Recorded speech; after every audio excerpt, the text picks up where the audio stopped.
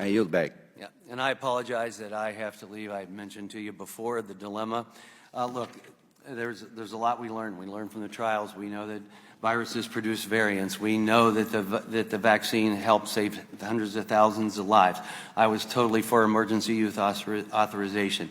But we have the responsibility of looking forward. When we say safe and effective, it's like any other medicine. When you talk to your patients, you have to say, here's what we don't know yet. And down the road, maybe we will see side effects. But here's what we know at this time. And here's what we have seen as side effects. I think that's a responsibility that we have as physicians and in medicine in general in America.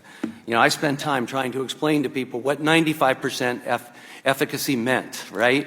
And you took the time.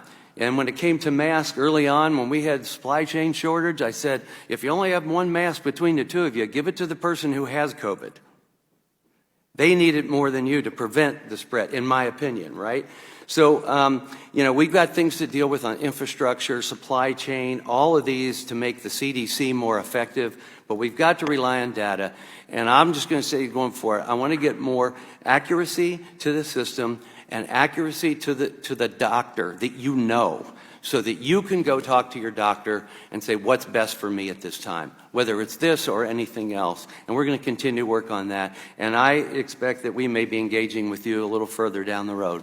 And with that, I yield back. And with that and without objection, all members will have 5 legislative days within which to submit materials and to submit additional written questions for the witnesses, which will be forwarded to the witnesses for your response. If there's no further business, without objection, the Select Subcommittee stands adjourned.